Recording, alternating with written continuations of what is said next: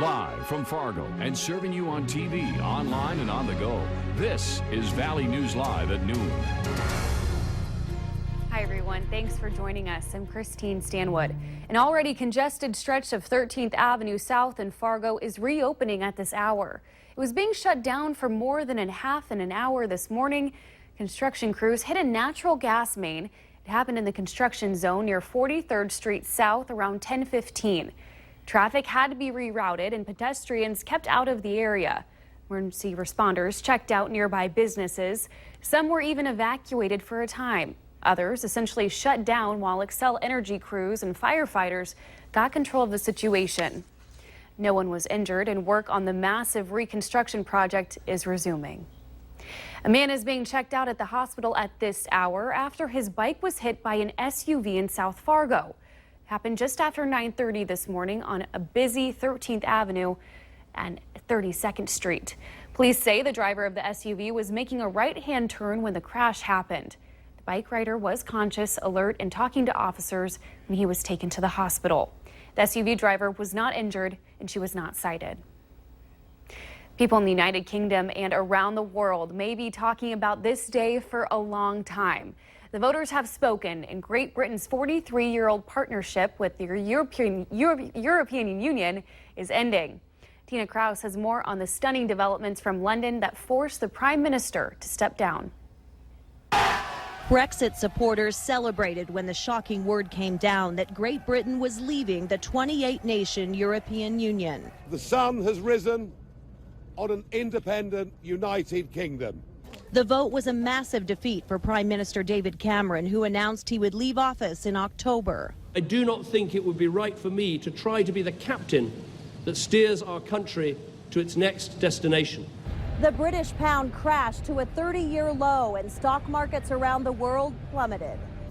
Voters who backed leaving the EU believe Great Britain will now have more control over immigration, trade, and a host of other economic issues. There is simply no need in the 21st century to be part of a federal system of government based in Brussels that is imitated nowhere else on earth. President Obama said the United States respects the voters' decision and our partnership with Britain will endure. Leaders across Europe are expressing concern. French President Francois Hollande called it a painful choice. The EU is losing Western Europe's top military power with nuclear weapons and the world's fifth largest economy. Analysts say it could take at least a few years for the separation to be finalized. Tina Krause, CBS News, London.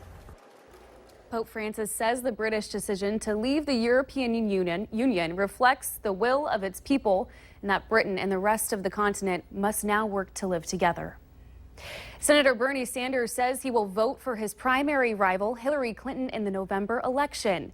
In an appearance on Morning Joe, Sanders stopped short of fully endorsing Clinton, but did say that stopping Donald Trump was his primary goal. Are you going to vote for Hillary Clinton in November? Yes. Yeah, I think the issue right here is I'm going to do everything I can to defeat Donald Trump.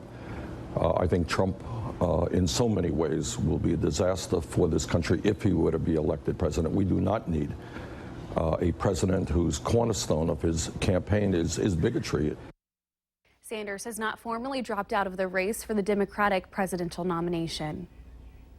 A Grand Forks man faces numerous felony drug charges, including delivery of a controlled substance and possession of heroin with intent to deliver.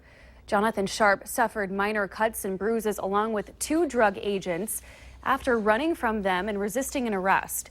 Sharp also faces 2 counts of assault on a peace officer and preventing arrest.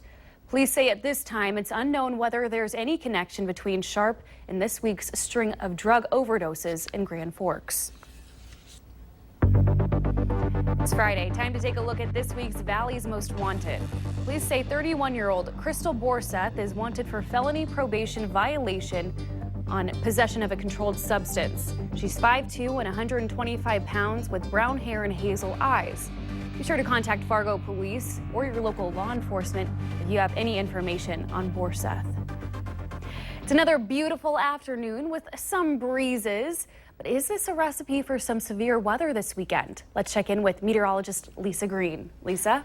Well, good afternoon. Things are changing a bit. We've seen that wind pick up, and in addition to that, our temperatures are rising quite a bit, so we're going to be on the warm side. Those two things are going to help add to the fuel for some storms. Even a few showers out there this afternoon. We're seeing them stretching from northeastern parts of Stutsman County down into Barnes County. Just a couple of sprinkles over toward the southern part of Wilkin County as well. These really haven't been able to get going here this afternoon, and we'll continue to kind of just be seeing some of those isolated showers and maybe a storm or two into the early evening hours. It's 12 o'clock, and at that time already at 80 degrees in Fargo and Grand Forks.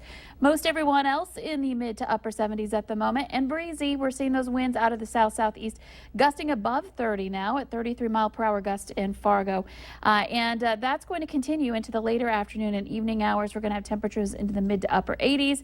And then stormy weather, storm potential coming up for it later on this evening and into the overnight hours tonight. Some of them could be severe. More details on that coming up in weather.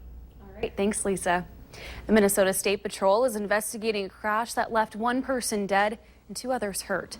Troopers say it happened just after 2 this morning on Highway 59 south of Monoman.